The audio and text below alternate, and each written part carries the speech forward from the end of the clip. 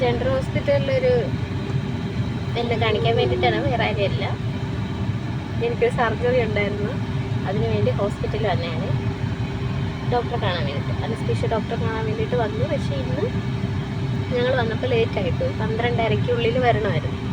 12:30 കഴിഞ്ഞിട്ടൊരു ശരിക്കും 12:30-ക്ക് ഞങ്ങളിവിടെ ഹോസ്പിറ്റലിൽ എത്തി. പക്ഷേ ഡോക്ടർ 1 മണി വരെ ഉള്ളൂ എന്ന് പറഞ്ഞിട്ട് കൺസൾട്ടേഷൻ ചെയ്തില്ല. പിന്നെ അടുത്ത് വരാൻ പറഞ്ഞിരിക്കണം. അങ്ങനെ ഞങ്ങൾ അവിടെ നിന്ന് തിരിച്ച് നിരാശയോടെ മുടങ്ങിയ സമയത്താണ് കുറേ കാക്കകൾ കൂടെ ഇട്ട് കൊത്തുന്നുണ്ടത്.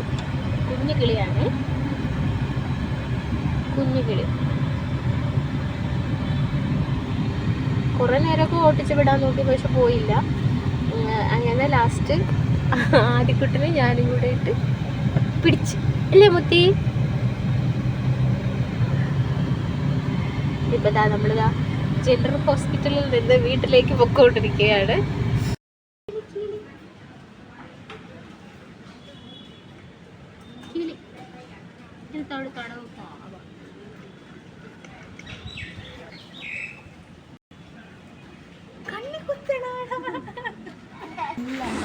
അത് ഞാൻ എൻ്റെ ഷോളിലാണ് പൊതിഞ്ഞ് വെച്ചിരിക്കുന്നത് കേട്ടോ.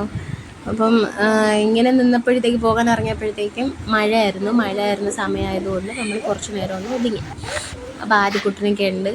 ആദ്യക്കുട്ടനൊരു ജ്യൂസൊക്കെ വാങ്ങി കൊടുത്തിട്ട് അങ്ങനെ ഒതുങ്ങി നിൽക്കുമായിരുന്നു അവിടെ തന്നെ. അപ്പോൾ ഞാൻ ഈ പക്ഷിയുടെ പേരെനിക്ക് അറിയില്ല, എന്നൊരു കുഞ്ഞാണ്.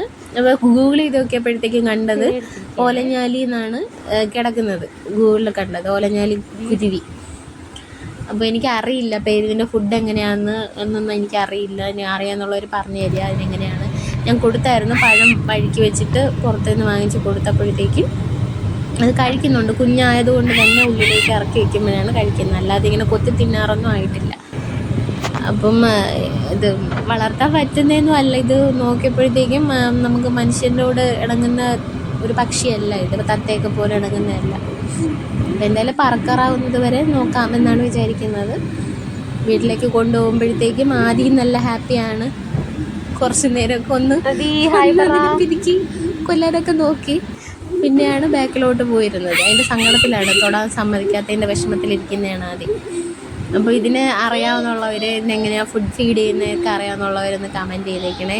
എനിക്കറിയില്ല, ഞാൻ ഇതുവരെ പക്ഷികളെയൊന്നും വളർത്തിയിട്ടില്ല, അതുകൊണ്ടാണ്. Thank you.